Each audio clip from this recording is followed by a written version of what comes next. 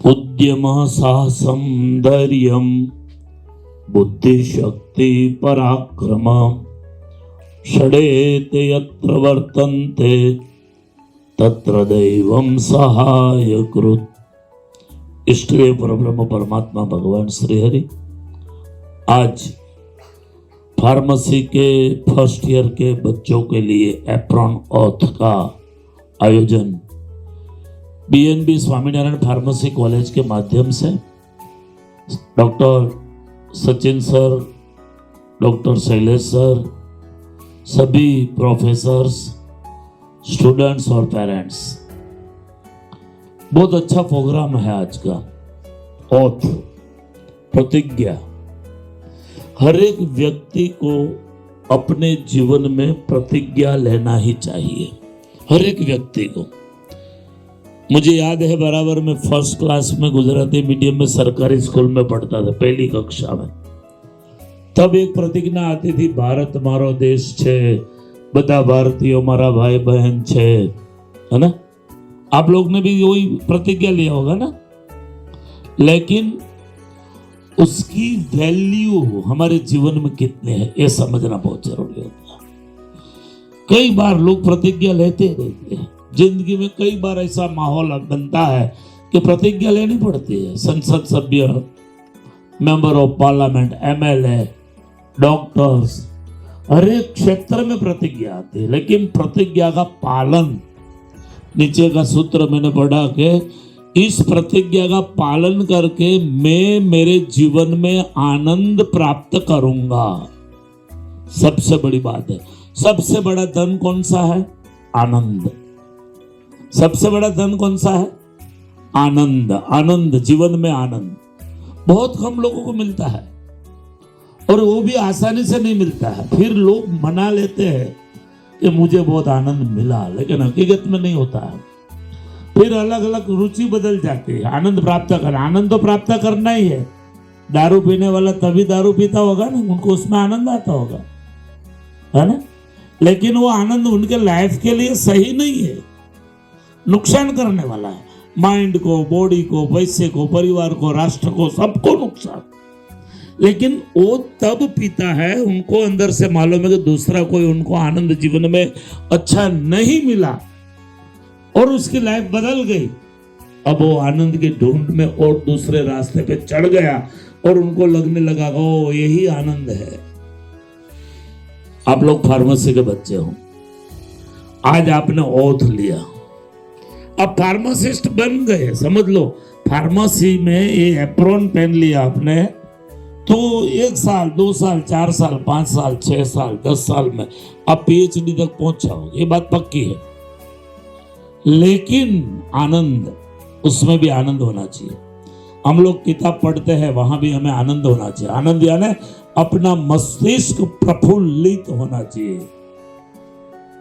कई बार बच्चे करते हैं, क्लास में आते हैं लेकिन माइंड उसका क्लास में नहीं होता, बाहर घूमता है, कहीं गार्डन में घूमता है, कहीं पिक्चर हॉल में घूमता है, कहीं कोई लड़की लड़कों के साथ घूमता है। क्लास में वो प्रेजेंट नहीं है, ओनली उनकी बॉडी प्रेजेंट है, खुद प्रेजेंट नहीं। क्यों? वहां उनको आनंद नहीं मिल रहा है। इसलिए पढ़ाई में सबसे पहला काम है आनंद प्राप्त करना। खुशी से पढ़ो, किसी के कहने से नहीं। प्रोफेसर समझाएंगे, बात विषय समझाएंगे, माता पिता बोलेंगे, फीस भर दिया, आप यहां तक पहुंच गए, अब तो आप अपनी खुशी मनाओ। अब तो दूसरे की खुशी को कोशिश कर रहे हो, उनकी खुशी हो। मैं फार्मासिस्ट हो गया, मेरे मम्मी पापा खुश होंगे, मेरा बहुत अच्छा मार्क आया, प्रोफेसर मेरे अच्छे खुश होंगे, मेरे संस्था के वाले मेरे से खुश होंगे अगर हम जीटीयू टॉप 10 में आ गए। नहीं, खुद की खुशी के लिए ही सब कुछ करना चाहिए। जीवन हमेशा खुद की खुशी के लिए होना चाहिए। अगर हमको खुशी मिल गई, खुशी भी मैंने कहा ऐसी, खुशी तो लोग अपने अपने तरीके से मनाते हैं। बहुत धन पान लिया, खुशी हो गई, लेकिन उस धन की चोरी हो गई तो नहीं था, उससे 10 गुना दुख होगा। जो कुछ चला जाता है, कई सुख ऐसे होते हैं मिलते हैं तब आनंद होता है, लेकिन वो चला जाता है तो 10 गुनी ज्यादा उसे नाखुशी होती है। हम लोग बोलते हैं कि न चोरहार्यम न चराजहार्यम न पात्रोभाज्यम न च भारकारी व्यय कृते वर्धते एव नित्यम विद्याधनम सर्वधनम प्रदानम। ऋषि मुनियों ने तो बता दिया कि विद्या धन है वो सर्व धन से श्रेष्ठ है। क्यों? उसको कोई चोरी नहीं सकता है। रोज साथ में बैठे हो, रोज एक स्कूटर में आते हो, रोज एक गाड़ी में जाते हो आते हो, एक बाणे में खाते हो, एक क्लास में पढ़ते हो, एक प्रोफेसर के अंडर में पढ़ते हो, सेम टाइम दिया, सेम फीस दिया, बहुत कुछ सब सेम किया, लेकिन एक टॉप 10 में आता है और एक एटिकेट लाता है। सब कुछ समान है, लेकिन वो बगल वाले ने उसका फ्रेंड होने के कारण भी चोरी नहीं की। हो ही नहीं सकती है, विद्या की चोरी हो ही नहीं सकती है। विद्या के ऊपर किसी प्रकार का टैक्स नहीं लगता है। गवर्नमेंट हर एक चीज में टैक्स लगाती है। कोई वस्तु ऐसी नहीं रही आज कि उसके ऊपर टैक्स, पीने का पानी में भी टैक्स, हर एक चीज में टैक्स। लेकिन कोई बहुत विद्यावान है, ज्ञानी है, उसके पास नॉलेज है, दुनिया का बेस्ट नॉलेज है, उसके ऊपर कोई टैक्स नहीं लगता। भाई चलो इसके ऊपर ज्यादा नॉलेज है, ज्यादा कमाता है, कमाई ऊपर टैक्स लगता है, नॉलेज के ऊपर नहीं लगता। उसका बंटवारा नहीं होता। दो सगे भाई हो, दो सगी बहन हो, सगे भाई बहन हो, उसका बंटवारा नहीं होता है, भाग नहीं पड़ता। बाकी सब पापा की मिलकत में बंटवारा होता है, भाई आधा इनका आधा इनका। विद्या में ही नहीं होता है, उसका भार नहीं, वजन नहीं लगता। शरीर में अगर अनपढ़ है ना और 10 विद्यावान लोगों के बीच में हमको बैठने का मौका मिला ना तो हमको भार लगेगा। तो इनके बीच में बैठ के मैं क्या कर सकता हूँ, ये तो बहुत बड़े बड़े ज्ञान की बात करते हैं, मुझे तो जीरो नॉलेज है, भार लगेगा। अंदर से फीलिंग होगा, कुछ नेगेटिव फीलिंग होगा। लेकिन उससे ज्यादा अगर नॉलेज आपके, आप फूल हो जाओगे एकदम, कोई मगज में टेंशन नहीं, उसका भार नहीं लगता है। इसलिए कवियों ने कहा कि सर्व धनों से श्रेष्ठ धन है विद्या। और आज आप कॉलेज के बच्चे हो, अब आप अज्ञानी नहीं हो, आपको दुनियादारी का मालूम पड़ने लगा कि जीवन में क्या चीजों की महत्वता होती है। जितना यूज करो उतना बढ़ता है, बाकी सभी धन जितना यूज करो उतना कम होता है। पैसे का यूज करो तो पैसा कम होगा। हमने बहुत नया शर्ट ले लिया, बहुत कीमती है, रेमंड का, कोई ब्रांड का, अच्छी ब्रांड का। आज के बच्चों को तो ब्रांड में बहुत शौक होता है, मुझे तो नाम भी नहीं आता क्योंकि मेरा तो यही कपड़ा है सालों से।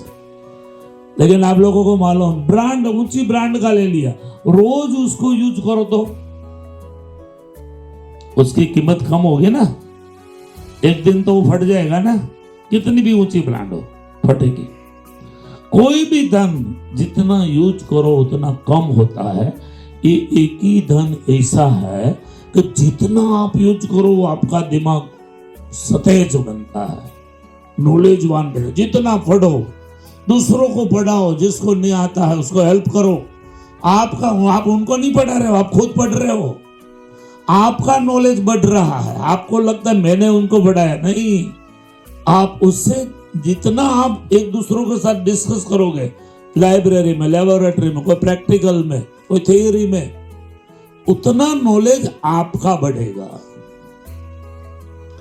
तो ये हमें करना है। आप बहुत अच्छी कॉलेज में आए हो तो जिस कॉलेज हर साल 40-50 स्टूडेंट्स को टॉप 10 में, यूनिवर्सिटी स्टेट टॉप 10 में लाती है, लगातार 4 साल से इसी कॉलेज के बच्चे गोल्ड मेडल लाता है एमफॉर्म में, कंटिन्यूड 4 इयर्स, बहुत बड़ी बात होती है। 86 कॉलेज है गुजरात में, 3 आज तो बड़ी हो तो मालूम नहीं है मुझे। तो उसमें एक कॉलेज आप ऐसी चॉइस की है कि जहां ज्ञानवान प्रोफेसर है, जिसके पास डिग्री तो है, डिग्री तो सबके पास होती है, एक आलसूबा व्यक्ति के पास भी डिग्री आ जाती है, उसका यूज ना हो। लेकिन यहाँ ऐसे प्रोफेसर है कि लगातार आपके साथ है। क्लास में तो है ही है, स्टाफ रूम में अपनी कैबिन में बैठे हैं, आपको कोई नॉलेज चाहिए चले जाओ उनके पास। घर जाने के बाद आपको कोई टॉपिक याद आया फोन कर लो, कोई ना नहीं बोलेंगे, समझाएंगे। कुछ काम में होंगे तो शाम को बोलेंगे मैं तेरे को फ्री होके फोन करता हूं और समझाऊंगा। इस प्रकार के प्रोफेसरों के बीच में आपको काम करना। सर ने बताया ना कि यहाँ तो सब ज्ञानी है, आपको जितना लूटना उतना लूट लो। विद्या को लूटनी पड़ती है, ऐसे नहीं आती है, उसके पीछे बहुत मेहनत करनी पड़ती है। आजकल युवाओं के लिए अलग अलग प्रकार के रास्ते बहुत खुले हुए हैं। आपके बीच ऐसा भी व्यक्ति आपका फ्रेंड्स बैठा है जो आपके टांग को खींचने वाला है, आपको खाए में डालने वाला। कैसे डालेंगे? मधुरता वाली बात करेंगे, चलो यार आज तो फ्रेश होने गार्डन में जाते हैं। धीरे धीरे धीरे धीरे ये आदत डाल देंगे, आपका नुकसान हो जाएगा। वो टीचर अच्छे नहीं है। एक टीचर बहुत स्ट्रिक्ट है समझ लो, तो वो अच्छे नहीं लगते हैं, किसी को भी नहीं अच्छे लगते।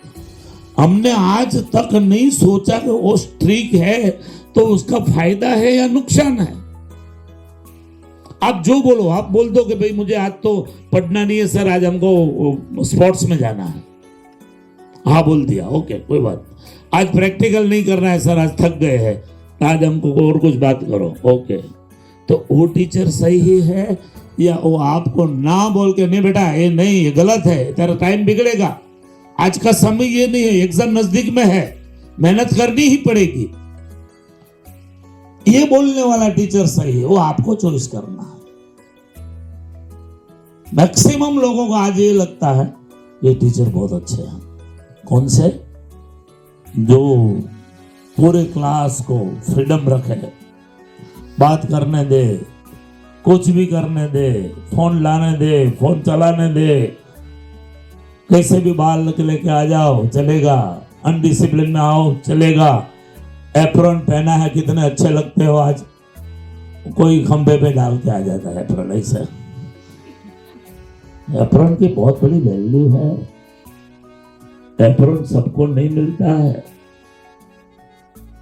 आपने एप्रॉन आज पहना है उसका मतलब हुआ कि आपका लेवल कुछ अप गया। अब उसी एप्रॉन को आप खंबे पे डाल के घूमते होंगे तो आपको उस एप्रॉन की वैल्यू नहीं है। एप्रॉन की वैल्यू नहीं है मतलब यही हुआ कि आपके पास जो क्वालिफिकेशन है, डिग्री है, आप जो लेना चाहते हो, प्राप्त करना चाहते हो, उसकी वैल्यू नहीं है। डिग्री एप्रॉन की वैल्यू कम नहीं होगी, आपके अभ्यास क्रम की वैल्यू कम होगी।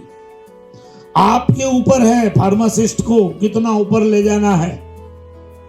आपने ओथ लिया कि मैं पेशेंटों के प्रति विस्तार पूर्वक ज्ञान दूंगा, मैं मेरा संशोधन कार्य या मैं एजुकेशन डिपार्टमेंट या मैं कोई रिसर्च में जाऊंगा तो वहां पूरी मेहनत करूंगा।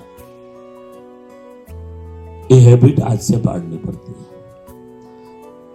कई बार बच्चे बोलते हैं कभी एग्जाम तो बहुत दूर है, 2 महीने की बात है, 2 महीना खत्म होने में टाइम नहीं लगता है। आप हर एक चैप्टर को खाली एक दिन डाल दो, नहीं तो हर एक सब्जेक्ट के चैप्टर नहीं पूरे होंगे, उतनी दूर नहीं है, एग्जाम तो बहुत नजदीक आ गई। ये हमेशा चिंता होनी चाहिए, सतेजता होनी चाहिए, चिंता से ज्यादा सतेजता। और ये तब होती है जब आप उसके अंदर पागल हो जाते हो, बस मुझे ये करना ही है। और स्वप्न हमेशा ऊंचा होना चाहिए। ये मेरे से नहीं होगा, कभी नहीं होगा। एक बार ये लग गया माइंड में ये मेरे से नहीं होगा, कभी नहीं होगा। इसलिए मैंने पहले श्लोक बोला, उद्यम साहसम धैर्यम बुद्धि शक्ति पराक्रमः षडेति यत्र वर्तन्ते तत्र दैवम सहायकृत। जिसके पास साहस है, आपको कौन सा साहस करना है? जीटीयू में एबो 8 लाना है, एसपीआई और सीपीवाई वाइज एबो 8। 9, 9.5, 9.6, तो आप GTU टॉप 10 में आ सकते हो। ये साहस है आपके लिए। बहुत कम समय में मुझे कहीं से भी किसी भी प्रकार से मेरे सब्जेक्ट का नॉलेज प्राप्त करना ही है, ये साहस है। उद्यम, मेहनत, पहली मेहनत करो। मेहनत करोगे तो साहस बढ़ेगा। एक बार आपका कॉन्फिडेंस बढ़ेगा तो आप साहस करने के लिए आगे बढ़ सकते हो। इसलिए उद्यम का अर्थ है मेहनत करो। साहसम, उसके बाद साहस करो। पहले मेहनत नहीं करोगे, खाली साहस करोगे, सफलता प्राप्त नहीं होगी। मेहनत करो, उसके बाद साहस करो, उसके बाद धीरजता रखो। साहस कर लिया, अब माइंड को फ्रेश रखो, धीरज रखो। आपने सही ढंग से मेहनत किया है, साहस किया है, फिर एक बार अपने ऊपर, खुद के ऊपर विश्वास छोड़ दो। आई कैन डू एनीथिंग, मैं बहुत कुछ, सब कुछ कर सकता हूं, मेरे से होगा। खुद के ऊपर विश्वास रखो, उसको बोलते धीरजता। उद्यम, साहसम, धैर्यम, बुद्धि। साहस भी कैसा होना चाहिए? बुद्धि पूर्वक का। मेहनत तो लोग बहुत करते हैं। दिन भर सब्जी बेचने वाला व्यक्ति भी पूरी सोसाइटी में शाम को 10 किलोमीटर चल देता होगा, वो मेहनत कम नहीं है, लेकिन उसमें उसके पास बुद्धिमाग नहीं है। उसने कोई स्कूल कॉलेज नहीं किए, इसलिए उनको करना पड़ा। उनकी परिस्थिति, उनका भाग्य, उनके पीछे बहुत कुछ काम करता है, इसलिए वो वहां है। हमने 12 पास कर दिया, फार्मेसी में एडमिशन ले लिया, हम नॉलेजवान है, ज्ञानी है, बुद्धिशाली है, साहसिक है, मेहनतू है, तो ये मेहनत बुद्धि पूर्वक करनी चाहिए। कोई प्रोफेसर आपको कोई टेक्निक देता है तो उस टेक्निक को समझना चाहिए। दिस इज ए बुद्धि। आप टेक्निक को समझोगे नहीं, अपना दिमाग डालने जाओगे। आपको कोई PhD किया हुआ सब्जेक्ट का प्रोफेसर समझा रहा है, उसकी बात नहीं मानोगे और खुद की बुद्धि दौड़ाओगे, जिसमें नॉलेज कम होगा, तो आप सक्सेस नहीं जाओगे। इसलिए बुद्धि, मेहनत भी बुद्धि पूर्वक की होनी चाहिए। बड़ों ने जो हमें रास्ता बताया है, उस रास्ते पे चलने की कोशिश करनी चाहिए। हमारे लिए बहुत रास्ते बनाए हैं ऋषि मुनियों ने, हमारी संस्कृति ने, हमारे राष्ट्र नेताओं ने, हमारे माता पिता ने, हमारे टीचरों ने, प्रोफेसरों ने, कई प्रकार के हमारे लिए चलने का रास्ता बताया है। उस रास्ते पे चलने की कोशिश करो, ये है बुद्धि। जो रास्ता सही नहीं है, खुद माइंड से सोच लो कि ये रास्ता मेरे लिए कभी ना कभी नुकसान करने वाला है, उस रास्ते के गेट को बंद कर दो। उसके सामने कभी देखो ही मत, उस गेट को खोलने की कभी कोशिश मत करो। ये रास्ता है ही नहीं, हमने हमारे लाइफ के लिए बंद कर दिया। जिससे नुकसान होता हो जीवन में, समय में, धन में, दिमाग में, शरीर में, जिस रास्ता नुकसान करने वाला है, कभी भी उस रास्ते पे चलने की कोशिश ना करो। उसको बड़ा गेट बंद कर दो एकदम, तो आप आगे बढ़ सकते हो। इसको बोलते हैं बुद्धि। खुद को सोचना, मुझे क्या करना है, मुझे कहां पहुंचना है। उद्यम, साहसम, धैर्यम, बुद्धि और शक्ति। उसके बाद आते हैं शक्ति, मेहनत, फिर आए शक्ति, यानी दिमाग की शक्ति। दिमाग को बुद्धि पूर्वक हमने मेहनत किया है, तब उनको कसो। एग्जाम के टाइम 3 ही घंटा है आपके पास। जो आपने साहस किया, जो आपने बुद्धि का यूज किया, जो आपने परिश्रम किया, सब कुछ किया, धीरजता भी पाली, अब शक्ति डाल दो। जितनी भी शक्ति अंदर माइंड में एकत्रित की है, वो डाल दो। 100% आपको रिजल्ट मिलेगा। और लास्ट में आता है पराक्रम। पराक्रम कौन कर सकता है? आपने किसी सिग्नल पे उल्टा सुल्टा चला दिया, वो पराक्रम नहीं है। आपने किसी को गाली दे दिया, वो पराक्रम नहीं है। आपके पास बहुत धन है और अभिमान आ गया और छोटे लोगों को कोई चीज में गिनते नहीं, वो पराक्रम नहीं है। पराक्रम वो है कि 10 नॉलेजेबल पर्सन से मैं आगे निकलूंगा। 10 फार्मासिस्ट के बीच में मैं आगे निकलूंगा, मैं बड़ा बिजनेस करूंगा, मैं बड़ी बात सोचूंगा, मैं अच्छा रिसर्च सेंटर में जाऊंगा। एक आपका स्वप्न होना चाहिए। आज से आप फार्मासिस्ट बन गए, अब आपको सोचना है after PhD, after M form, after graduation मुझे कहां जाना है। ये आज से ढूंढना चाहिए आपको। और आज से उस प्रकार की आप सोच रखोगे, 100% आपको सफलता मिलेगी। उसको बोलते हैं पराक्रम। और ये 6 चीज जिसके पास है, तत्र दैवम सहायकृत, वहां ईश्वर भी हेल्प करता है। बाकी हम कोशिश कर ले, मंदिर में 50 बार जावे, अच्छे अच्छे गणपति को मनाए। मुंबई में कौन सा गणपति है, लोग बहुत जाते हैं, लाल बागचा राजा, 10 बार चरण पैर पड़ जाओ और कुछ ना करो तो गणपति जी भी बोलेंगे भाग यहां से, तेरा कोई काम नहीं है। तत्र दैवम सहाय कर, वहां आपका भाग्य खिलता है जहां आपने पहले ये 6 चीज को जीवन में अपनाया। ये सब अपना के बैठे हैं, इसलिए आज यहां बैठे हैं। आपके पेरेंट्स सब कुछ अपना के बैठे हैं, इसलिए वो कहीं न कहीं स्थान पे बैठे हुए हैं। आपके प्रोफेसर 6 चीज को अपना के बैठे, इसलिए वो आपके जैसे बच्चों को पढ़ा रहे हैं। स्वप्न हमेशा ऊंचा होना चाहिए। और ये स्वप्न, ये 6 गुण जिसमें आते हैं, उद्यम, साहसम, धैर्य, बुद्धि, शक्ति, पराक्रम, वहां ईश्वर भी हेल्प करता है। और जहां ईश्वर की हेल्प मिलती है, उसकी सफलता को कोई नहीं रोक सकता है, कभी नहीं रोक सकता है। आप यंग हो, आपको आपकी संस्कृति का भी ज्ञान होना चाहिए। आप जिस संस्कृति से हो, मुझे कोई प्रॉब्लम्स नहीं है। हो सकता है यहां हिंदू बच्चे बैठे, यहां इस्लामी बच्चे बैठे होंगे, यहां क्रिश्चियन बच्चे बैठे होंगे। अपने अपने लिए सब धर्म श्रेष्ठ है, जो दूसरों की बिगाड़ता नहीं है वो। बाकी जो दूसरों का जीवन बिगाड़ने वाला कोई भी धर्म हो वर्ल्ड का, वो नुकसान करता है। तो आपको आपके धर्म का, आपके कल्चर का, आपके राष्ट्र का आपको गौरव होना चाहिए, इसलिए कि आप एक दिन इस देश का भविष्य हो। नरेंद्र मोदी बार बार बोलते हैं कि पूरे वर्ल्ड में सबसे युवाओं का देश मेरा भारत है, इसलिए मेरा भारत महान है। अब क्वालिटी में जाना है या क्वांटिटी में वो देखना है। 140 करोड़ तो हम हो गए, चाइना को पछाड़ दिया।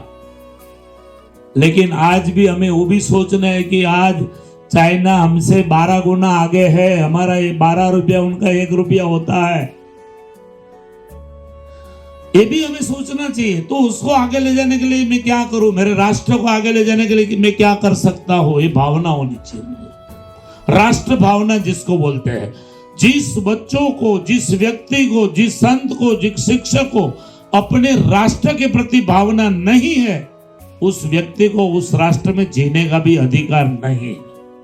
सबसे पहले अपने राष्ट्र भावना होनी चाहिए। राष्ट्र ही मेरा महान है। राष्ट्र के रूल्स एंड रेगुलेशन को मैं हमेशा फॉलो करूंगा। आपकी प्रतिज्ञा में वही तो आया, मैं उनके रूल्स एंड रेगुलेशन को फॉलो करूंगा। आप फार्मासिस्ट हो, उनका रूल्स एंड रेगुलेशन करो। आपके पास लाइसेंस आएगा तब उनको प्रतिज्ञा करवाएंगे, तो लाइसेंस, आरटीओ का रूल्स एंड रेगुलेशन को फॉलो करो। आप कोई बिजनेस में जाते हो तो वहां बिजनेस का रूल्स एंड रेगुलेशन फॉलो करो।